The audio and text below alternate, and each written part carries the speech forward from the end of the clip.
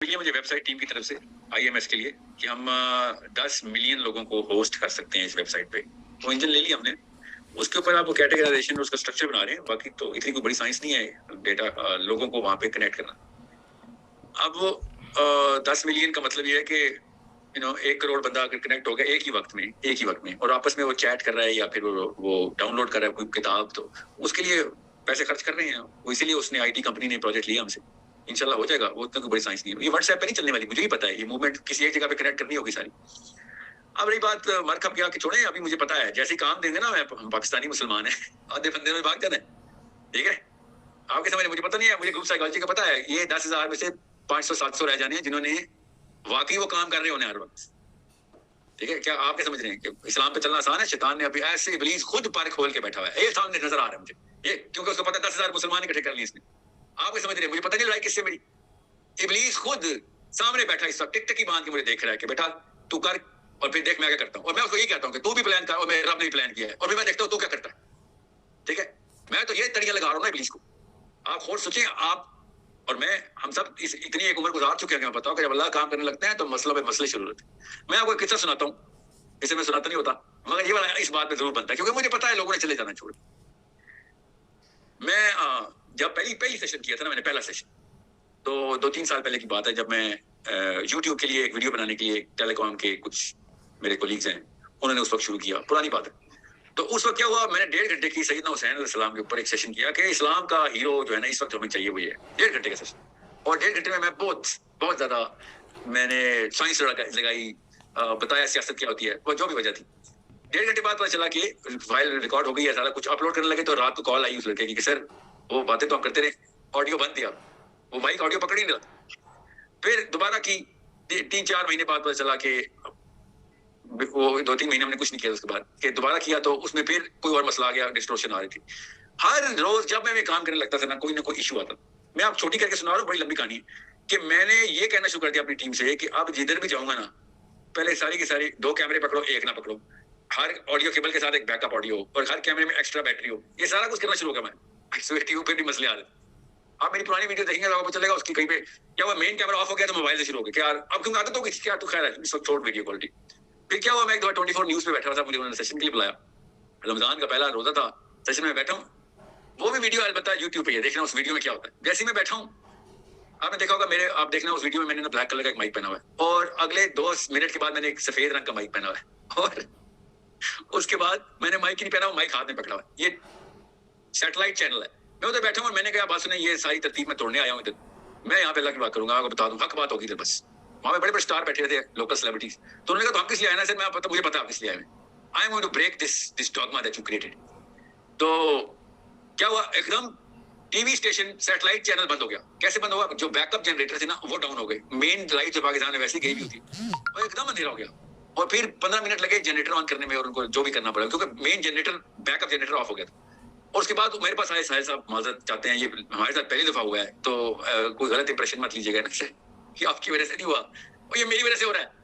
مجھے پتا ہے نا کس خبیث سے میں نے دشمنی لے لی ہے, وہ ابلیس خود لڑائی کر رہا ہے میرے ساتھ. مجھے اگر یہ مسئلہ نہیں ہوتا تب مجھے لگتا ہے میں کوئی غلط بات کر رہا ہوں. آپ کیا سمجھیں کہ یہ مسئلے نہیں آئیں گے, اللہ کی قسم مسئلے آئیں گے. اور اگر مسئلے نہ آ رہے ہوئے تو ہوشیار ہے جو نا, خبردار ہو جانا. اللہ کے کام کرو اور دنیا تنگ نہ ہو. آپ نبی اسلام نے حدیث بتائی ہمیں خود کہ اللہ تعالیٰ جب کسی سے بھلائی کا فیصلہ کرتے ہیں دنیا تنگ کرتے تھے اس کے اوپر. احمد بن حنبل کو شافعی رحمۃ اللہ نے خط لکھا, جب وہ ایک ہی دفعہ ملے تھے, ان کے گھر رکے, واپس گئے. جب وہ جا رہے تھے تو وہ ایک جس اسٹاپ پہ پہنچے وہاں پہ ایک رات گزاری. اگلے دن صبح خط ارسال کیا, اور ان کی بیٹی نے وہ گھر ریسیو کیا, حنبل کی بیٹی نے. اور حنبل نے کہا پڑھو خط.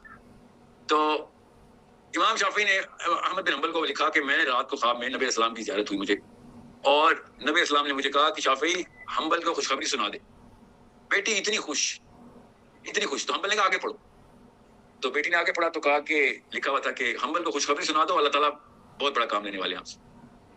حنبل کے چہرہ جو سرخ ہو گیا, اور بچے جو اتنے خوش تھے ایک دم ابا کی تشویش دیکھ کے انہوں نے کہا کہ ابا جی اتنی بڑی خبر آپ نے سنی ہے, اور آپ اتنا ایک شش و پنج میں چلے گئے. تو حنبل نے کہا کہ بیٹو بچاؤ, تیاری پکڑو, مصیبت آئی ہے. تو بیٹی نے کہا یہ کیسے آپ نے کیلکولیشن کیا؟ تو انہوں نے کہا آپ کو پتہ نہیں نبی اسلام نے کیا کہا کہ جب اللہ تعالیٰ کو بڑا کام لینے لگتے ہیں نا تو دنیا تنگ ہو جاتی. اور سمجھے اس بات کو. اور پھر کیا ہوا آپ کو بھی پتا ہے, مجھے بھی پتا ہے, احمد بن حنبل کے ساتھ اللہ نے کیا کام لے لیا.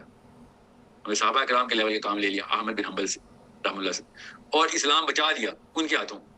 ٹھیک ہے, تو مطلب 27 مہینے کا ٹارچر آیا ان کے اوپر, 27 مہینے ٹارچر ہوئے وہ. اصل میں 8 سال ٹارچر ہوئے ہیں, مگر 27 مہینے نیئر ڈیتھ ٹارچر میں رہے وہ. جب تک 2 امیر المومنین مر نہیں گئے, تیسرا نہیں آیا, تب تک ان کو سزا. 2 پہلا آیا جس نے سزا دی تھی, پھر دوسرا وہ مر گیا, دوسرا بنا اس نے سزا جاری رکھوائی, وہ مر گیا, تیسرا بنا, تیسرے نے آ کے, وہ بھی خود نہیں, ایک اور بندے نے آ کے ایسا سوال کر دیا, وہ بھی آیا تھا نا ایک IMS کا بندہ انشاءاللہ, اس نے آ کے ایسا آرگیومنٹ کھولا کہ وہ والا امیر المومنین خلیفہ جو تھا وہ کنوینس ہو گیا, کہتا ہاں یہ بات درست ہے. تو ہم نے مختلف بندے کو ٹارچر کرتے ہیں روز, اسلام کا آرگیومنٹ دیا اس نے. اور یہ جو سنن نسائی جنہوں نے لکھی ہے نا, ان کے استاد تھے وہ, ان کا نام ابراہیم تھا, وہ آئے تھے آئی تھنک معتصم باللہ تھا یا متوکل علیہ تھا, متوکل علیہ کے پاس آئے, متوکل علیہ وہ خلیفہ تھا, تو متوکل علیہ کے پاس آ کر انہوں نے کہا کہ بھئی یہ کیا, کیونکہ اس نے تو ان تینوں خلیفوں نے تو یہ روٹین میں آتی, جو بھی آئے گا اس کو یہ والا فلسفہ بتائیں گے, جس فلسفے کو نہیں مان رہا تھا احمد بن حنبل. اور یہ انہوں نے کہا ہاں تم بھی بتاؤ جی, ہمارا نیا ریفرینڈم آیا, اس ریفرینڈم پہ سائن کرتے ہو؟ تو اس نے کہا یار یہ بتاؤ, یہ لمبی تفصیل میں نہیں جا رہا میں آپ کو کیونکہ یہ ٹاپک نہیں ہے. تو ابراہیم رحم اللہ نے کہا کہ بھیا یہ میرا بھی ایک سوال ہے اگر آپ نے یہ بات کرنی ہے, اور انہوں نے سوال کیا, اس کا جواب نہیں آ رہا تھا, یہاں تک کہ پھر متوکل علیہ نے اس چیفٹین کو مار دیا کہ تو نے کب سے پوری امت میں یہ غدر بچایا 2 نسلوں سے, تجھے اس کا خود ہی نہیں جواب آتا, اور پھر عمل کو انہوں نے ریلیز کر دیا. اب میں آپ کو کیوں بتا رہا ہوں, یہ تھوڑی تفصیل اس لیے بتائیے کہ آپ کو پتا ہو کہ مجھے, ہم سب کو ابھی لائف سے پتا ہے کہ اسلام کی طرف جاتے ہیں اچانک بورڈم, نیند, یا پھر نیند اور بورڈم نہ آ رہا ہو تو تکلیفیں, ریٹیکیول, اور اگر وہ بھی نہ آ رہا ہو تو لٹرلی گولیاں, ہر طرح سے مصیبتیں آ رہی ہوتی. سو آپ کو اور مجھے دونوں کو پتا ہو, ہم تو قرآن پاک کا مشن آگے لے کے جا رہے ہیں انشاءاللہ.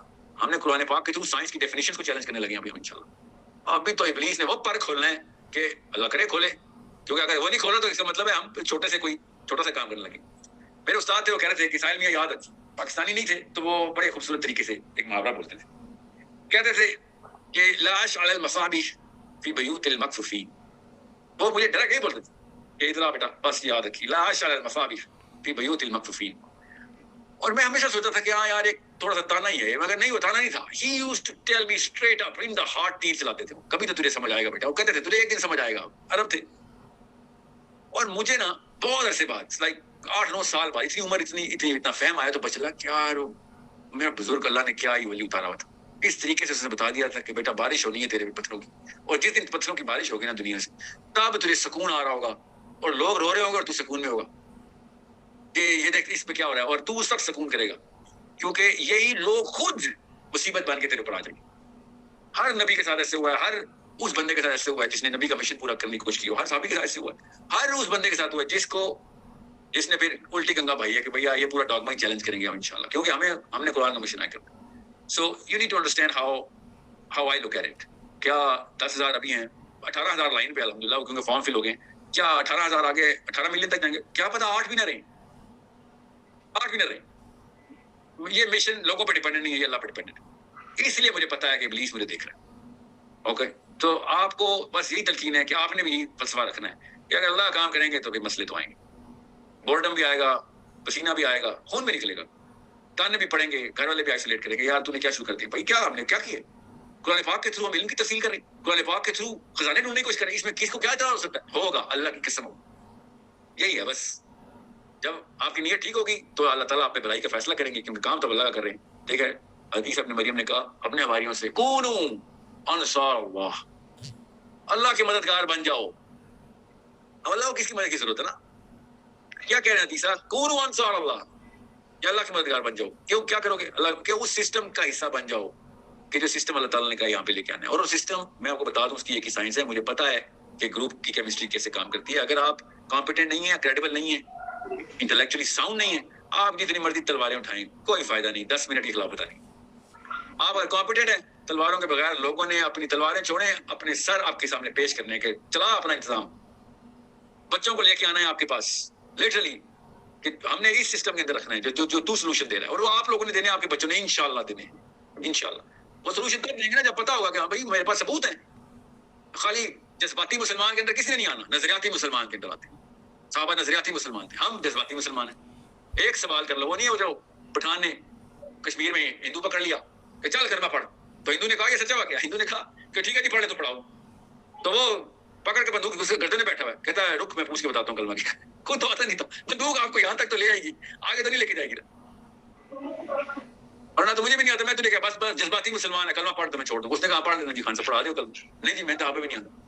ٹھیک ہے, تو یہ ایک ایسا معاملہ ہے جو کہ ہم اس وقت کر رہے ہیں. اسلام لے کے آ جاؤ, اسلام سسٹم ہے. اچھا بتاؤ کیا سسٹم ہے؟ وہ نہ اکنامکس کا پتہ ہے, نہ پولیٹیکل سائنس کا پتہ ہے, نہ نیچرل سائنس کا پتہ ہے, نہ سوشل سائنس کا پتہ ہے. وہ کون سا اسلام کا سسٹم بھائی؟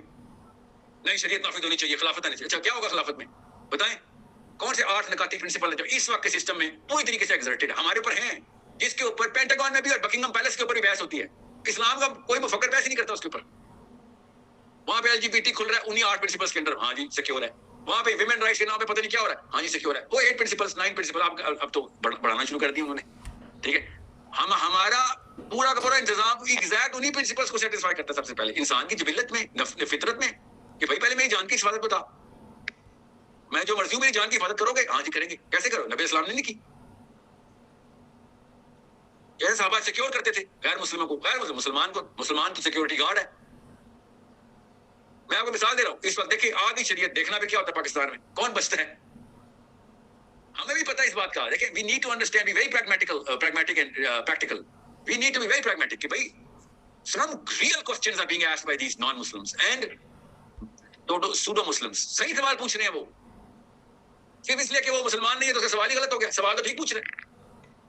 سوچیں جب میرے نبی صلی اللہ علیہ وآلہ وسلم اکیلے تھے تو پوری دنیا غیر مسلم تھی. اگر وہ ججمنٹ جوری کے اوپر آتے تو دنیا پوری کا فرق کر دیتے, مگر پوری دنیا مسلمان کی انہوں نے. ہم اس وقت اتنے بڑے مسلمان ہیں اتنے تعداد میں, اور پھر بھی کسی کو اسلام کے اندر نہیں آنے دے رہے کہ نہیں یہ تو کافر ہے, وہ تو کافر, اس کو کیا پتا.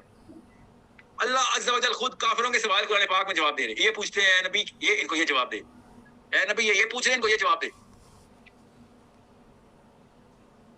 ہم وہ یہ تو یہ بتائیں گے, یہ پوچھیں گے, یہ ہر بات کو تانے میں لے لیا. بھائی بڑے جینوئن سوال پوچھ رہے ہیں, اگر آپ جواب دے دیں گے وہ مسلمان ہو جائیں گے. اور مسلمان ہونا ہو مجھے کیا فرق پڑتا ہے, وہ اس سسٹم کو صحیح مانیں گے کہ ہاں ان کے پاس جواب تو ہے, اسلام میں دم تو ہے, بات تو درست ہے. یہ والا سولوشن ہمارے پاس تو نہیں آ سکا, یا پھر ہم سولوشن ہمارے ورژن میں سولوشن میں اتنی کمپلیٹ اسپیکٹرم کے اندر سولوشن تو نہیں ملتا, کچھ نہ کچھ رہ ہی جاتا ہے. ان کے اوپر سارے, ان کے سولوشن میں سارے کور ہو رہے ہوتے, ساری کی ساری آگے کی نسلیں کور ہو رہی ہوتی ہیں.